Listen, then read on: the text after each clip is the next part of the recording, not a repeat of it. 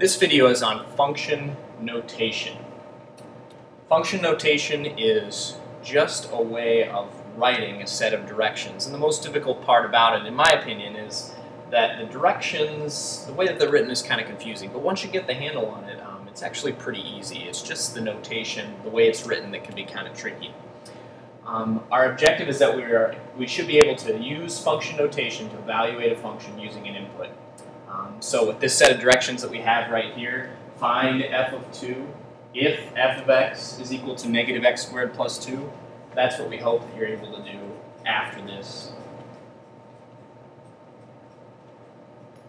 All right, so let's look at a simple example. What we're trying to find here is f of 2. And one thing that might be confusing about this is the words that I'm using. When I'm saying f of 2, I'm reading this right here. The f is the name of the function. So this particular function is named f. Just like my name is Mr. Early, this function's name is f.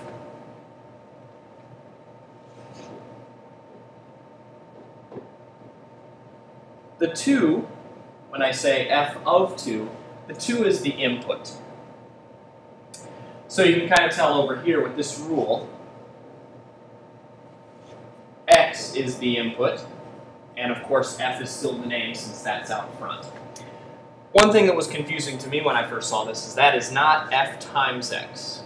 It's f of x, and it means something totally different than anything you've probably seen before. So what I'm going to do is find the rule that's called f. Okay, I see it right there, x plus 3, and I'm going to input 2. F of 2 is the same thing as this function that's above, x plus 3, except for instead of having x in there, I have a 2, because that's what the input is. So f of 2 is 2 plus 3. All I've done is replace the x with 2. And of course, the answer for that is 5.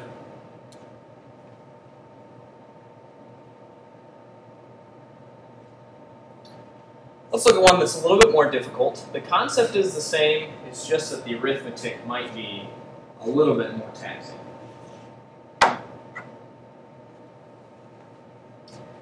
So in this one,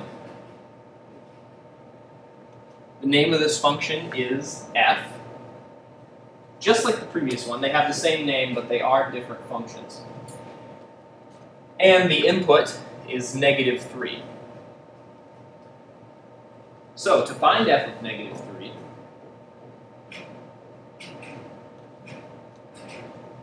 I want to look at that rule that's above, x squared minus 3x, and I want to replace the x with negative 3.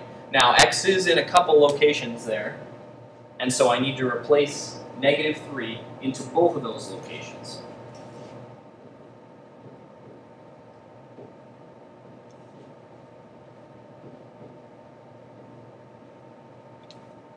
Now, I like using parentheses when I'm putting in those variables because of the negative sign. And I use them all the time, but they're especially important with the negative sign. X is negative 3. The input is not just 3, it's negative 3. And so I need to replace the x with the negative sign and the 3. And so to remind myself that those are both x, I put parentheses around it to remind myself that's one entity, that's one thing. All right, now I need to go way back to the order of operations in order to compute that right side there. I compute exponents first. Negative 3 squared is positive 9, because what I have there is negative 3 times negative 3.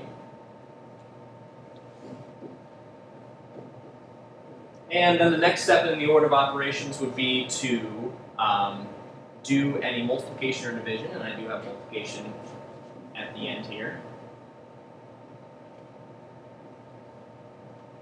So what I have is 9 minus negative 9, since 3 times negative 3 is negative 9. And that's equal to 18, since subtracting a negative is the same thing as adding. That's essentially 9 plus 9. So f of negative 3 is equal to 18.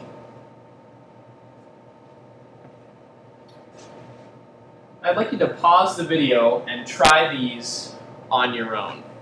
what we have are three different problems here, three different inputs that you need to put in. And for the first two, you might notice that the function is the same. That it's the same function f.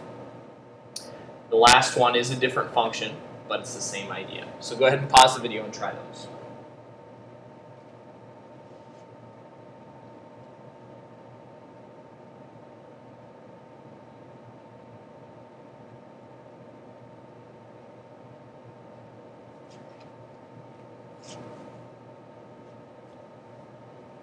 Now I'm going to go ahead and work these out, and I will be paging back and forth between the previous slide and this one so that I can remember what the functions are since I didn't put them in this slide. So for the first one, we're doing f of -1. So I need to find the rule that's called f, that's named f, and plug in -1 to that. And the rule back here was 4 minus x squared.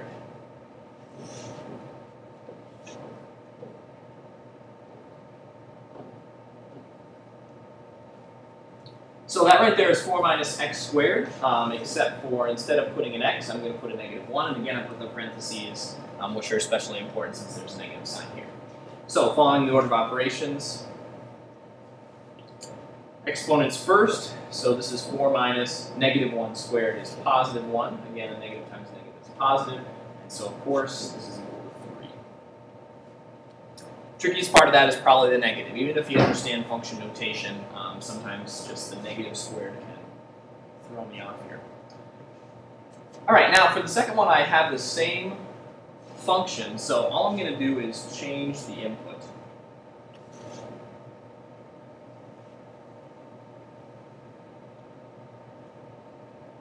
All right, so I'm going to move back here and see what the input was. It's the same function f, but this time I'm putting in 5.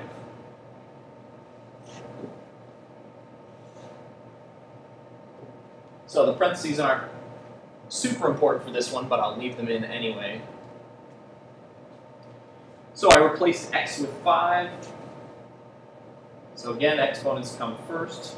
5 squared is 25, so it's 4 minus 25, and that is -21. So f of 5 is equal to -21. All right, now the last one that we had for an example is using a completely different function called g. And what was I putting into g? What should I put in this parentheses? Let's look. It was -2 was the input. And I need to go back again to look at what the function is. It's 5x minus 3x squared plus 2. 5x minus 3x squared plus 2. Go back and make sure I remember that right.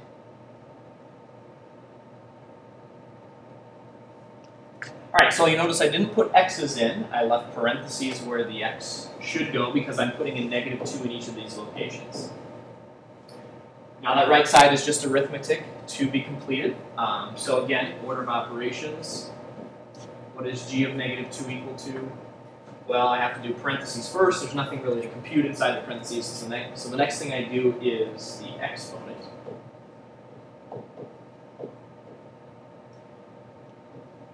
And that is 4, -2 squared. And now I do multiplication and division left to right. So that's -10, and then the next thing I do is 3 times 4. And now I just have addition and subtraction to compute, which is pretty tough. Let's see, -10 minus 12, -22 plus 2, so it'll be -20. Saw a midnight showing of a movie last night, so if any of this addition is incorrect, I'll blame it on that, and not that I can't add, of course. So how did you do? Did you do well? Did you get the 3 answers? This was our objective. Can you do this now? If I gave you a little quiz, would you be able to ace it even though there is a negative squared? That might be a tricky thing that comes up in a lot of those. If you can, fantastic. I think you're doing well and you can move on to the next topic. If not, watch the video again or keep working on this in some other way. Other ideas might be searching for videos or other websites that might explain it in a little bit different way, that might connect with you a little bit better. Ask an older brother, ask another family member, come and ask me in class. All those are great options. But the idea is, if you don't understand it, make sure you seek out the help that you need in whatever way that might help.